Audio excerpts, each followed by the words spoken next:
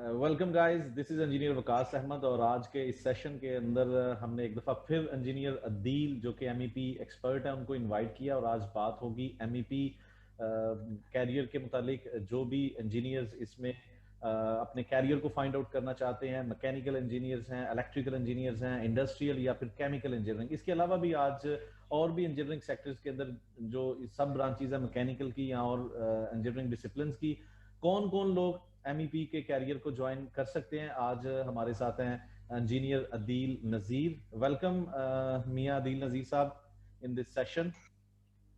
Ji, thank you very much Waqas साहब। It's always a pleasure to be with you. Okay, thank you very much. So मियां साहब, बहुत सारे मैंने एक दो पोस्ट भी लगाई अपने फेसबुक के ऊपर भी, यूट्यूब के ऊपर भी और ग्रुप्स के अंदर भी। तो बहुत सारे लोग हैं जो कि एमईपी के कैरियर को ज्वाइन करना चाहते हैं, जिनके रेलिवेंट डिसिप्लिन्स हैं, रेलिवेंट इंजीनियरिंग के अंदर वो कुछ लोग स्टूडेंट्स हैं। लेकिन अब आज का जो स्टूडेंट है वो अपनी इंजीनियरिंग के दौरान जानना चाहता है कि मुझे कैरियर स्कोप मेरा क्या होगा, मैं यानी कि वो इंफॉर्मेशन गेन करना चाहता है। जो कि आपको पता है कि आज इंफॉर्मेशन एंड टेक्नोलॉजी का दौर है, तो हर बंदे के लिए बड़ा इजी है। सो कुछ ऐसे प्लेटफॉर्म भी हैं जहां से इस तरह की इंफॉर्मेशन गेन की जा सकती है और उसी तरह का एक प्लेटफॉर्म हमारा भी है। तो आज सबसे पहले आप मुझे थोड़ा सा ओवरव्यू दें। लास्ट सेशन भी किया था, लेकिन हर दफा ऑडियंस थोड़ी डिफरेंट होती है, ज्यादा ऑडियंस होती है। तो आज आप थोड़ा सा एमईपी को थोड़ा सा इंट्रोड्यूस करवाएं कि एमईपी फील्ड क्या है और इसके अंदर मतलब इसको इंट्रोडक्शन लेवल पे बताइएगा जी। ठीक है, लास्ट सेशन में भी इसका एक बेसिक ओवरव्यू दिया था, दोबारा से रिपीट कर देता हूँ। जी जी। MEP basically stands for mechanical, electrical and plumbing. ठीक है, और ये बेसिकली एक बहुत ब्रॉडर टर्म है एमईपी। इसके अंदर सब फील्ड्स भी काफी सारी हैं, जिसमें बहुत बड़ा मेजर रोल मैकेनिकल में अगर बात करें तो एचवीएसी का। HVAC stands for heating, ventilation and air conditioning. इसमें आपके थर्मल कंफर्ट रेंजेस को, इंडोर एयर क्वालिटी को बेसिकली मेंटेन करना, ठीक है। सारा कुछ HVAC में आता है इंक्लूडिंग वेंटिलेशन। ओके। फिर इससे बात करते हैं मैकेनिकल में, तो एक इसकी एक ब्रांच है दैट इज फायर सप्रेशन। ठीक है, to prevent the building from fire, ठीक है, टू प्रिवेंट द बिल्डिंग और to prevent the human loss, ठीक है, ड्यूरिंग फायर इंसिडेंट। तो ये फायर सप्रेशन सिस्टम्स बहुत जरूरी हैं बिल्डिंग के लिए।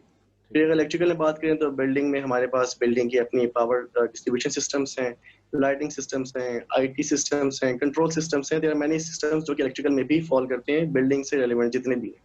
ठीक है। प्लम्बिंग में हमारे पास basically domestic water supply, portable non portable दोनों, ठीक है। फिर डोमेस्टिक हॉट वाटर सप्लाई, फिर ड्रेनेज सिस्टम्स हैं, इसमें सीवरेज ड्रेनेज है, फिर इसकी ट्रीटमेंट भी है सीवरेज की, ठीक है, वो रिसाइकल रीयूज भी कर सकते हैं। फिर स्टॉर्म वाटर ड्रेनेज है, स्टॉर्म वाटर की भी आगे ट्रीटमेंट और रिसाइकलिंग भी कर सकते हैं। तो these things falls into the domain of plumbing systems. Okay. तो ये क्या बेसिक एमईपी का ओवरव्यू है। ये एमईपी का आपने माशाल्लाह से इंट्रोडक्शन देते हुए काफी सारी इंडस्ट्रीज, तो ये जो एमईपी इंजीनियर होता है ये जब किसी भी कंपनी को ज्वाइन करता है तो कंपनी के ये हर इस सेक्टर के अंदर काम करता है या फिर अलग से कोई कंपनी सीवरेज के अंदर काम कर रही है, कोई बिल्डिंग्स के अंदर काम कर रही है, ये अलग से सब ब्रांचेज है। इसके ऊपर थोड़ा सा गाइड कर दें इंजीनियर्स को। ये ठीक जितने है, दिस बेसिकली आप जब स्टार्ट करेंगे आप किसी एक फील्ड से स्टार्ट करेंगे, ठीक है, फिर ओवर दी टाइम आप एक्सपर्टीज डेवलप करते हैं बाकी फील्ड्स के अंदर भी। जिस तरह मैकेनिकल इंजीनियर है तो वो स्टार्ट कर सकता है एचवैक से, एचवीएसी से, ठीक है। इलेक्ट्रिकल इंजीनियर जो है बिल्डिंग पावर डिस्ट्रीब्यूशन सिस्टम से स्टार्ट कर सकता है। लेकिन जब आप किसी प्रोजेक्ट पे काम कर रहे होते हैं तो ये तमाम फील्ड्स एक दूसरे के साथ बहुत ज्यादा इंटर रिलेटेड हैं, ठीक है, बहुत ज्यादा कोऑर्डिनेटेड है। तो फिर आप ओवर द टाइम बाकी चीजों के अंदर भी स्किल्स डेवलप कर सकते हैं, और जब आपके पास इन तमाम डोमेन्स की एक मिनिमम लेवल स्किल्स आ जाती हैं तो you become an MEP engineer. सही है। ये मेरा ख्याल है आपने इंडस्ट्री सेक्टर्स के बारे में बताया है, या फिर इंडस्ट्री सेक्टर के बारे में आप कुछ और भी इंजीनियर्स को गाइड करना चाहते हैं कि इंडस्ट्री सेक्टर के अंदर ये एमईपी का क्या रोल है? बेसिकली कंस्ट्रक्शन में मेजर रोल है एमईपी का, ठीक है। लेकिन कंस्ट्रक्शन से मुराद एक छोटा सा घर भी आप ले लें, अगर छोटी सी मिसाल दूं तो वो भी एमईपी के बगैर नहीं चल सकता, ठीक है। अगर हम किसी प्रोजेक्ट की बात करते हैं तो सिविल या स्ट्रक्चर इंजीनियर एक आपको एक स्केलेटन बिल्ड कर देगा किसी बिल्डिंग का, ठीक है, उसमें जान जो है वो एमईपी इंजीनियर ने ही डालनी है। जब तक उस बिल्डिंग में जो कंडीशंस हैं वो मेंटेन नहीं होंगी, लाइटिंग नहीं होगी, पानी नहीं होगा, ठीक है, तो that building will not be suitable for inhabitants, ठीक है ना, आपके लिए वो लिविंग के लिए सुटेबल नहीं है। तो जान किसी भी स्ट्रक्चर में डालने वाले जो है वो एमईपी इंजीनियर्स ही होते हैं। एमईपी के बगैर बेसिकली कंस्ट्रक्शन सेक्टर कंप्लीट नहीं है। ठीक है, यानी कि आप उसको इसके बाद अगर मैं, हाँ, इसमें डिटेल में अगर मैं बात करूं तो कौन कौन से कंस्ट्रक्शन सेक्टर्स हैं मजीद, तो जो मेजर सेक्टर्स हैं जहाँ पे एमबीए का बहुत वाइटल रोल है, उसमें आपके पास हॉस्पिटैलिटी के सेक्टर हैं जिसमें आपकी होटल्स हैं, ठीक है। Then there comes health care. Health care के अंदर आपकी बहुत मेजर वाइटल रोल है एमईपी का, ठीक है। इसमें मेडिकल गैसेस भी इसके अंदर ही शामिल होती हैं। फिर इसके अंदर आपके पास डिफरेंट रिटेल साइड पे चीजें आ जाती हैं, सब मॉल्स हैं, ठीक है। तो ये बेसिकली एमईपी के बगैर नहीं चल सकते, ये यानी कि फंक्शन नहीं कर सकते यानी कि बेसिकली। अगर मैं थोड़ा सा अपने नॉलेज के मुताबिक बताऊं, जैसा कि मैं कंस्ट्रक्शन प्रोजेक्ट्स के ऊपर या प्लांट मेंटेनेंस प्रोजेक्ट्स के ऊपर मेरा एक्सपीरियंस है, तो उसके अंदर जो भी आपकी ऑरेंज मेट्रो बनी है, तो मेट्रो के अंदर जितनी भी लाइटिंग सिस्टम है, जितना भी ड्रेनेज सिस्टम है, वो सिर्फ एमबीपी इंजीनियर कर सकता है। और इसी तरह से एग्जैक्टली। प्लांट्स के अंदर जो भी डक्ट्स होती हैं, जो भी उसकी सेफ्टी के लिए फायर फाइटिंग सिस्टम है, पाइपिंग सिस्टम है, प्लम्बिंग सिस्टम है, वाटर सिस्टम है, कूलिंग सिस्टम है, वो भी एमईपी के अंडर ही आता है। एग्जैक्टली ऐसी है, तो किसी भी चीज को फंक्शनल करने के लिए एमईपी का जो है ना मेजर रोल है। तो ये तो बहुत यानी कि अगर हम देखें तो ये बहुत बड़ी फील्ड है, सिर्फ समझने की जरूरत है, अवेयरनेस की जरूरत है। बाकी अगर कोई मैकेनिकल इंजीनियर है, इलेक्ट्रिकल इंजीनियर है, या रेलिवेंट डिसिप्लिन से ताल्लुक रखता है, तो इस कैरियर के अंदर बहुत सारी अपॉर्चुनिटीज है। मेरा ख्याल है अपॉर्चुनिटीज के जी हवाले से बिल्कुल बात ऐसी की है। जाए। ठीक है। बिल्कुल ऐसी है। इसमें एक्सेल करने का बहुत पोटेंशियल भी है, और पाकिस्तान में एमईपी का एक काफी पोटेंशियल मौजूद है, क्योंकि कंस्ट्रक्शन सेक्टर अभी बेसिकली कन्वेंशनल बिल्डिंग से शिफ्ट हो रहा है towards high and buildings. Okay. High and buildings के अंदर एमईपी की जो यूटिलाइजेशन है वो पहले से भी ज्यादा इंक्रीज हो रही है विद द टाइम।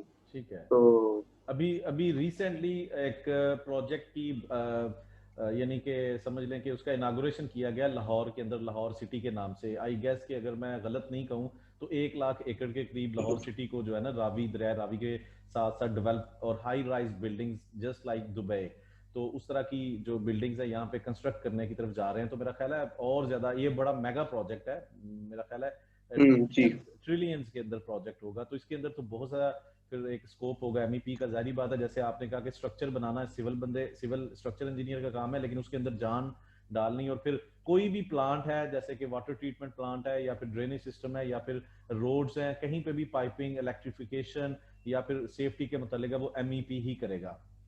जी बिल्कुल ऐसी ही है। ठीक है। अच्छा, अपॉर्चुनिटीज की तरफ भी जाते हैं, वो इंशाल्लाह एक डिटेल के अंदर मेरे बहुत सारे स्टूडेंट्स ने इसके बारे में, यानी कि बहुत सारे व्यूअर्स ने जो हमारे चैनल को भी फॉलो करते हैं, पेज को भी फॉलो करते हैं, उन्होंने बड़े क्वेश्चंस रखे हैं अपॉर्चुनिटीज के बारे में। लेकिन इससे पहले मैं ये पूछना चाहूंगा कि एक एमईपी इंजीनियर यूनिवर्सिटी से निकलता है, कौन से स्किल्स उसके पास होने चाहिए, ये आप बेसिक लेवल पे पहले बताइएगा, फिर हम थोड़ा सा मिड लेवल पे जाएंगे, फिर हम बताएंगे कि मिड लेवल के बंदे जो ऑलरेडी काम कर रहे हैं, जिनका बहुत टाइम हो जाता है ना, 5 साल हो गए जी, अब मेरी सैलरी नहीं बढ़ रही, मेरा कैरियर किसी तरफ नहीं जा रहा, तो फिर उनको क्या सुजेस्ट करेंगे? पहले बेसिक लेवल पे स्किल्स का बताइएगा। ठीक है। अच्छा, मैंने अपने जो 10 इयर्स मुझे हो गए हैं इस फील्ड के अंदर, ठीक है। मैंने अपने टोटल 6 पॉइंट्स बनाए कि ये 6 स्किल्स अगर किसी बंदे के अंदर है तो he is a very good MEP engineer, ठीक है ना।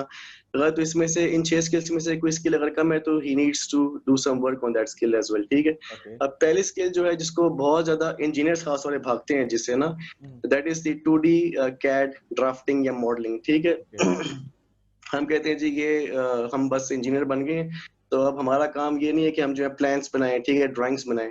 ये ओके। ड्राफ्ट का काम है, ठीक है। लेकिन बेसिक लेवल पे आपको जो ड्राफ्टिंग है दैट इज वेरी इंपॉर्टेंट, ठीक है ना। प्लान्स आपको पढ़ने आने चाहिए, प्लान्स के ऊपर आपको वर्किंग करनी आनी चाहिए, ठीक है ना। आपको पाइपिंग, डक्टिंग, इलेक्ट्रिफिकेशन जो भी आपने किसी भी आर्किटेक्चर या स्ट्रक्चर डिजाइन के ऊपर आप इंप्लीमेंट करना है, तो आपको बेसिक लेवल पे ड्राफ्टिंग बहुत जरूरी है, ठीक है। आपके माइंड में जो प्लान है, जो डिजाइन है, अगर तक उसको आप किसी भी फॉर्म में आप प्लान नहीं बना सकते उसका, तो आप उसको दिखा भी नहीं सकते किसी भी बंदे को, ठीक है। एग्जैक्टली।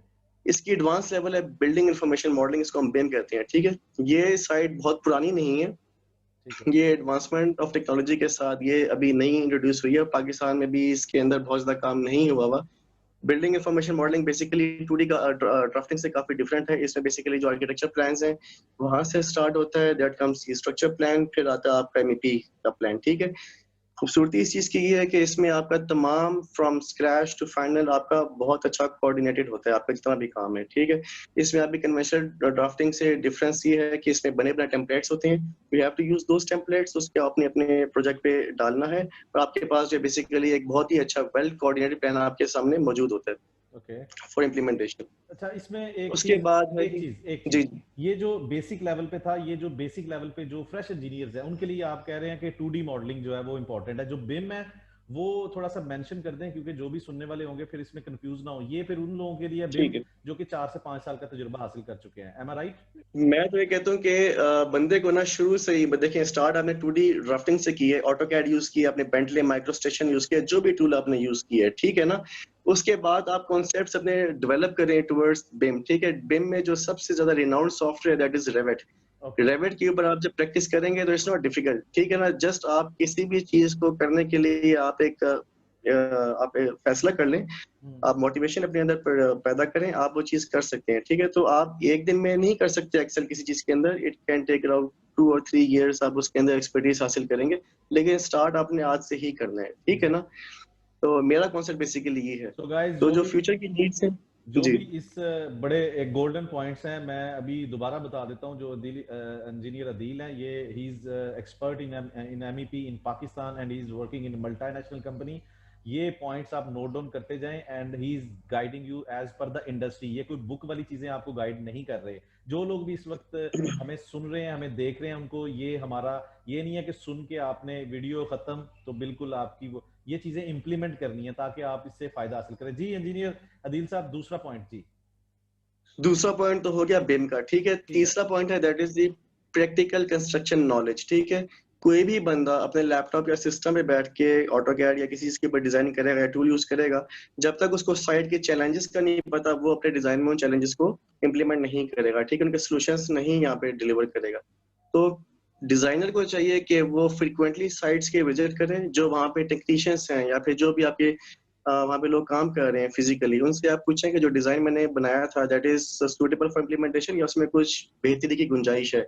तो इससे बंदा बहुत ज्यादा सीखता है। जब तक आपको कंस्ट्रक्शन नॉलेज नहीं है तो आप अपने डिजाइन में वो एक्सीलेंस नहीं पैदा कर सकते, ठीक है। जबरदस्त हो गया। The fourth one is building codes and standards. देखें, किसी भी चीज को आपने फॉलो करना है, तो फिर अगर आपने किसी चीज को बनाना है तो आपने किसी प्रोसीजर्स को, एसओपीस को फॉलो करना है, ठीक है।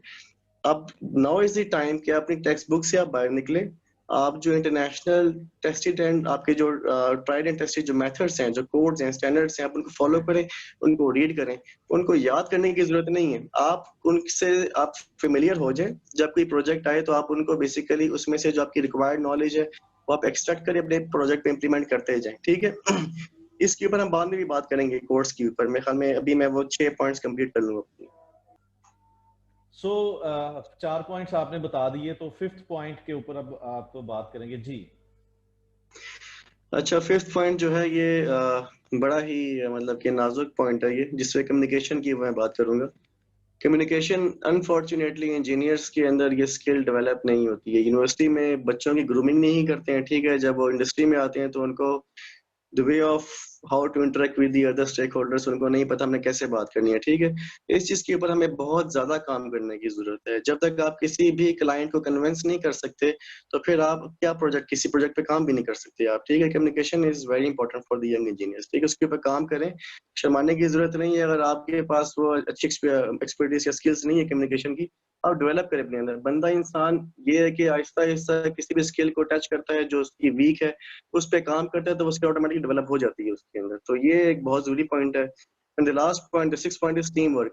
देखिए, there is no one man show, ठीक है ना। किसी भी प्रोजेक्ट के ऊपर बहुत बड़ी टीम होती है, बहुत सारे सारे स्टेक होल्डर्स होते हैं, जिसमें आपके इलेक्ट्रिकल सुपरवाइजर्स होंगे, मैकेनिकल सुपरवाइजर्स होंगे, प्लम्बर्स होंगे, टेक्नीशियंस होंगे, ठीक है। आप अगर उनको लीड कर रहे हैं या हेड कर रहे हैं तो फिर आपको एज अ टीम वर्क काम करने की बहुत ज्यादा जरूरत है, क्योंकि एक अच्छी कोऑर्डिनेशन हमेशा टीम वर्क से ही निकलती है। अगर टीम वर्क नहीं है तो फिर हर बंदा अपने साइलोस के अंदर काम करेगा, और at the end of the project के अंदर कोई ना कोई मेजर आपका फिर लूप होल रह जाएगा, या फिर प्रोजेक्ट डिले होगा, आपका कुछ ग्लिचेस ऐसी होंगी जिससे प्रोजेक्ट के ऊपर क्वालिटी पे बहुत ज्यादा असर पड़ेगा, या वो सफर करेगी क्वालिटी उसकी, ठीक है। ये 6 पॉइंट्स बहुत जरूरी हैं किसी भी बंदे के अंदर होने चाहिए टू बी एमईपी इंजीनियर। जी यहाँ पे जो दो आखिरी पॉइंट्स आपने बताए हैं ना, मेरा ख्याल है ये इसको ये हर इंजीनियर के लिए बहुत जरूरी है। कम्युनिकेशन स्किल्स और बिल्कुल। टीम वर्क, ये पर्सनल डेवलपमेंट के अंदर आ जाता है। लेकिन आपकी बात बिल्कुल ठीक है, हमारी यूनिवर्सिटीज के अंदर बिल्कुल इस तरह से ट्रेंड नहीं होता, ना तो यूनिवर्सिटी की तरफ से कोई एफर्ट पुट की जाती है कि वो आपकी पर्सनल डेवलपमेंट के अंदर इन चीजों को ऐड करें। और ना ही हमें इस चीज की अवेयरनेस होती है कि भाई कल को हम इंडस्ट्री के अंदर जाएंगे तो हम कितना सफर करेंगे। तो इसके लिए मेरा ख्याल है, मैं यहाँ पे मेंशन कर देता हूँ, यूनिवर्सिटीज के अंदर जितनी भी वॉलंटियर वर्क होता है उसके अंदर हमें पार्टिसिपेट करना चाहिए। जितनी भी डिस्कशंस होती हैं, चाहे वो टेक्निकल है, चाहे वो को करिकुलर है, चाहे वो डिबेटिंग है, उसके अंदर स्टूडेंट्स को अपने आप को पुश करना चाहिए, ताकि कहीं पे अगर हेजिटेशन है तो उस हेजिटेशन को यूनिवर्सिटी से लेके बाहर नहीं जाना, बल्कि उसको उधर ही किल करके अपने आप को ग्रूम करना है। तो बिल्कुल आपकी बात ठीक है, कम्युनिकेशन इज वेरी इंपॉर्टेंट, क्योंकि आपने इससे पहले बताया कि प्रॉब्लम और solution, MEP engineer is there to provide solution. तो जब तक आप अगले बंदे को अपनी बात नहीं समझाएंगे तो आप उसको यानी कि कैसे उसके अपने सोल्यूशन जो है वहां तक कन्वे कर सकते हैं। और दूसरा पॉइंट टीम वर्क का, अगेन जब आप यूनिवर्सिटी के अंदर डिफरेंट ग्रुप्स के अंदर काम करते हो तो आप डिफरेंट स्टूडेंट से कोऑर्डिनेट कर रहे होते हो, you are learning team work, कहाँ पे प्रॉब्लम आ सकती है। ये एक हैबिट होती है हमारी लाइफ के अंदर, हम अपने घर में देख लें, ऑफिस में देख लें, या किसी भी लाइफ एस्पेक्ट को देख लें, तो team work is very important thing, one man show कहीं पे भी नहीं होता। So that's really good tips from your side कि ये 6 टिप्स एमईपी इंजीनियर को अडॉप्ट करने चाहिए, ताकि वो अगर एमईपी फील्ड के अंदर अपने कैरियर को एक डेवलपिंग प्रोफाइल के तौर पे देखना चाहता है, ग्रोइंग कैरियर देखना चाहता है, he must adopt these golden 6 tips narrated by engineer Mian Adeel Nazir. So my next question, अभी इन्हीं टिप्स के अंदर आपने कोड्स के बारे में बताया। बहुत सारे इंजीनियर्स हैं, मेरा ख्याल है इवन इंक्लूडिंग मी, क्योंकि मैं भी इस फील्ड से नहीं हूँ, तो ये जो कोड्स हैं या स्टैंडर्ड्स हैं, इसके बारे में थोड़ा सा बताइएगा, ताकि इंजीनियर्स को थोड़ा सा इसमें एक अवेयरनेस मिले। ठीक है। अच्छा, इसके अंदर हम थोड़ी सी डिटेल में बात करेंगे आज के सेशन में। जी जी। पहली बात तो ये कि कोड और स्टैंडर्ड में फर्क क्या है। बहुत से लोगों को ये पता नहीं होता कि आइदर इट्स अ कोड और अ स्टैंडर्ड। ठीक है, बेसिकली कोड जो है बेसिकली एक ब्रॉडर रिस्पेक्ट में बात करता है, जिसमें कोड आपको ये बताता है कि व्हाट इज द रिक्वायरमेंट। ठीक है, और जो स्टैंडर्ड है वो कोड से ही रेफर होता है, और स्टैंडर्ड टेल्स यू कि how to do a certain work और सर्टेन जॉब। ठीक है, तो कोड और स्टैंडर्ड में तो ये दो मेजर डिफरेंसेस हैं। दूसरा, यंग इंजीनियर्स या वो इंजीनियर्स जो अभी अपने कैरियर में एक्सेल कर रहे हैं, उनको चाहिए कि टेक्स्ट बुक नॉलेज को छोड़ें, जो आपके डेवलप्ड कोड्स एंड स्टैंडर्ड्स हैं उनको रीड करें और उनको फॉलो करें, अपने डिजाइन और अपने प्रोजेक्ट्स में उनको इम्प्लीमेंट करें। बहुत बेसिक कोर्स की मैं बात करूंगा यहाँ पे, जिस तरह मैं पहले एशरे की बात करूंगा। एशरे को एक्सप्लेन भी करता हूँ। ASHRAE stands for American society of heating, refrigeration and air conditioning. ठीक है, एशरे ने कुछ कोर्स स्टैंडर्ड्स डेवलप किए हैं, जिसमें वो बात करता है मिनिमम वेंटिलेशन की बात करता है, मिनिमम इंडोर एयर क्वालिटी की रिक्वायरमेंट्स क्या होनी चाहिए थर्मल कंफर्ट के पॉइंट ऑफ व्यू से। ठीक है ना, फिर कुछ बात करता है बेसिकली एनर्जी के ऊपर भी बात करता है। तो जिस कोड को अगर मैं पहले यहाँ पे बताऊंगा, दैट इज एशरे 55, जो कि बात करता है थर्मल इन्वायरमेंटल इंडोर कंडीशंस। ठीक है ना, कि आपकी इंडोर कंडीशंस क्या होनी चाहिए किसी बिल्डिंग के अंदर, जो कि तमाम टेनेंट्स के लिए वो सूटेबल हो और कंफर्टेबल रेंजेस के अंदर मौजूद हो। फिर 62.1 है, जो कि वेंटिलेशन की बात करता है। इंडोर मतलब कि आपकी मिनिमम वेंटिलेशन रिक्वायरमेंट्स क्या होनी चाहिए किसी भी प्रोजेक्ट की। हर project is a different project, हर प्रोजेक्ट की जो nature that is very different from the other projects. ठीक है, अब जिस तरह हॉस्पिटैलिटी का प्रोजेक्ट है, that is different from health care is different from retail. तो इनकी जो रिक्वायरमेंट्स जो स्टैंडर्ड्स के अंदर डिफाइंड है, आपने उसको फॉलो करना।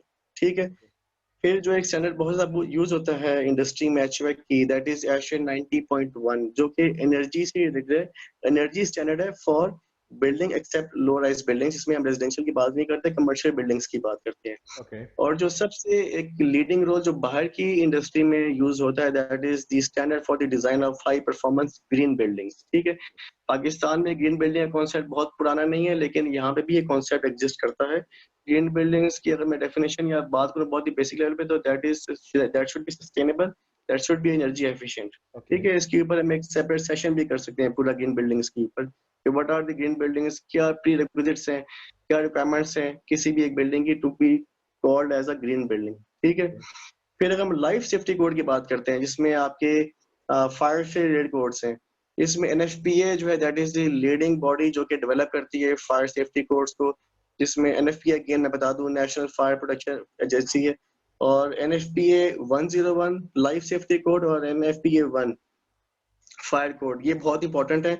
इसके बाद यही कोड्स आपको आगे स्टैंडर्ड्स की तरफ डाइवर्ट करेंगे, जिसमें NFPA 12 है, 11 है, पंप्स के कुछ स्टैंडर्ड्स हैं। बहुत इंपॉर्टेंट एक स्टैंडर्ड यहाँ पे है NFPA 70, जिसे हम नेशनल इलेक्ट्रिक कोड भी कहते हैं। किसी बिल्डिंग में आपने सेफ इंस्टॉलेशन या सेफ डिजाइन करना है इलेक्ट्रिकल पॉइंट ऑफ व्यू से, तो you have to drop NFPA 70 या NEC भी कहते हैं उसको, ठीक है। इस तरह प्लम्बिंग की बात करें तो हमारे पास इन IPC है, मतलब के, और UPC भी है, यूनिफॉर्म प्लम्बिंग कोड्स भी हैं, इंटरनेशनल प्लम्बिंग कोड्स भी हैं। फिर कुछ कोड्स ऐसे हैं जो कि पाकिस्तान ने भी डेवलप किए हैं, जिस तरह बिल्डिंग कोड्स ऑफ पाकिस्तान, ठीक है, लेकिन उसके अंदर जो नॉलेज है दैट इज वेरी लिमिटेड, ठीक है, हमारे कोड्स इतने अच्छे डेवलप नहीं है। तो हमें मजबूरन फिर बाहर की तरफ देखना पड़ता है कि बाहर चूंकि रिसर्च ज्यादा ही हुई है, हम उनको फॉलो करते हैं, हमारे यहाँ पे काम करने की बहुत जरूरत है इधर। तो कोर्स को फॉलो करना that is very important to have a perfect, या फिर परफेक्ट तो कुछ भी नहीं होता, नियर टू आइडियल डिजाइन। ठीक है। सो एंड वाला क्वेश्चन कहूंगा, लेकिन इस क्वेश्चन के भी 3 पार्ट्स होंगे, ठीक है ना। आपने टिप्स बताने हैं यंग इंजीनियर्स को, लेकिन फिर उन इंजीनियर को, क्योंकि इसमें मेरे पास काफी सारे स्टूडेंट्स के या जो व्यूअर्स हैं उनके काफी सारे क्वेश्चंस हैं कि सर हमें 3 से 4 साल का एक्सपीरियंस हो गया, हमारा कैरियर आगे नहीं जा रहा। पहले यंग इंजीनियर से स्टार्ट करते हैं। यंग इंजीनियर को कोई कैरियर अपॉर्चुनिटीज के बारे में बताइएगा, टिप्स दीजिएगा। अच्छा, यंग इंजीनियर्स के लिए या जो फ्रेश ग्रेजुएट्स हैं, जो भी जस्ट पास आउट हुए यूनिवर्सिटी से, पहला तो ये मेरा इनको एक है एडवाइस कि आप अपने अंदर स्किल्स डेवलप करें। Don't wait for a job, ठीक है, जॉब के लिए वेट ना करें कि हमें जॉब मिलेगी तो एक्सपीरियंस हम गेन करेंगे, अभी कुछ सीखेंगे। उससे पहले भी आप स्किल्स डेवलप कर सकती हैं, ठीक है। गो फॉर सर्टिफिकेशंस, ठीक है, इंटरनेशनल सर्टिफिकेशंस की तरफ आप जाएं। गो फॉर दी प्लेटफॉर्म्स जिसमें बहुत सारे आपके जो प्रोफेशनल्स हैं वहाँ पे एक दूसरे के साथ इंटरेक्ट करते हैं। मैं एक एग्जांपल भी दे देता हूँ यहाँ पे, Pakistan HVACR society is the platform जिसमें प्रोफेशनल्स आके ब्रेनस्टॉर्मिंग भी करते हैं, एक दूसरे के साथ इंटरेक्ट भी करते हैं, ठीक है, आइडियाज भी शेयर करते हैं, ठीक है।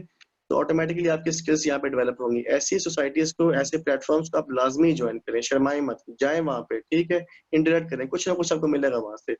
और फिर वही लिंक्डइन भी, आपकी सर्टिफिकेशन। जी लिंक्डइन भी काफी अच्छा फोरम है प्रोफेशनल्स के लिए, आई गेस वो भी जी, ज्वाइन कर। एग्जैक्टली ऐसे ही है, बिल्कुल ऐसे ही है। ठीक है। तो वेबिनार्स भी होते हैं, सेमिनार्स भी होते हैं, ट्रेनिंग्स भी होती हैं, अटेंड करें आप, अपने अंदर आप स्किल्स को डेवलप करें, किसी की तरफ ना देखें आप, ठीक है ना।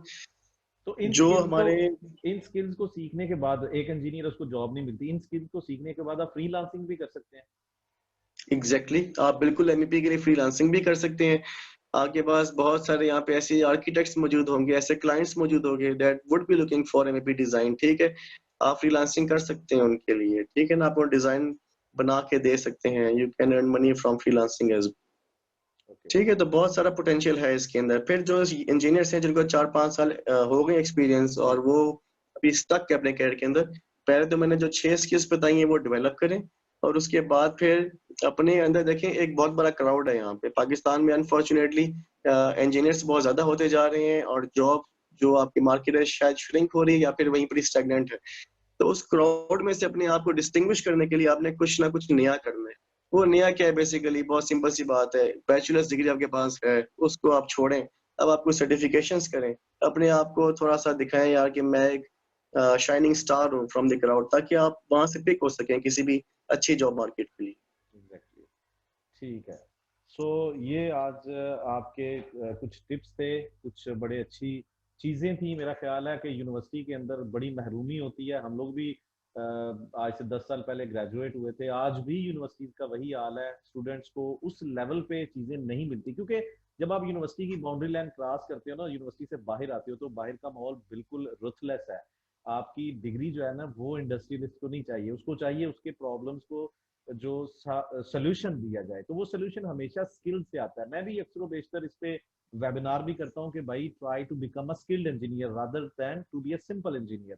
तो that's very precious and golden tips from your side. और एंड पे मैं आप लोगों को ये भी बताना चाहूंगा, जल्द मियां दिल नजीर जो हैं वो लॉगिन ट्रेनिंग से आपको MEP की ट्रेनिंग्स भी देखते हुए नजर आएंगे। ठीक है, मजीद हम इन सेशंस को और इलेबोरेट करेंगे, थोड़ा सा कोर लेवल पे जाएंगे, कहीं पे हम प्रोडक्ट ओरिएंटेड नॉलेज के ऊपर सेशंस करेंगे। आप लोगों के कमेंट्स अगर आते रहेंगे इसी तरह से, इस वीडियो के नीचे कमेंट्स दें, ताकि आइंदा आने वाले सेशंस के अंदर हम आपके प्रॉब्लम्स को एड्रेस करें। MEP कैरियर के बारे में जितनी भी चीजें हों, हम अपने एक्सपर्ट्स को, जैसे मियां दीन साहब हैं, इनको हम ऑनलाइन लें और आप लोगों के जितने भी प्रॉब्लम्स हैं, जो भी कंफ्यूजन हैं, जो भी गाइडलाइंस हैं, वो आप तक एक सोल्यूशन की शक्ल में पहुंचाई जा सके। दैट्स इट फॉर टुडे, इंशाल्लाह see you in next coming session with मियां अदील नजीर। थैंक यू मियां साहब, thank you very much. Welcome Vikas.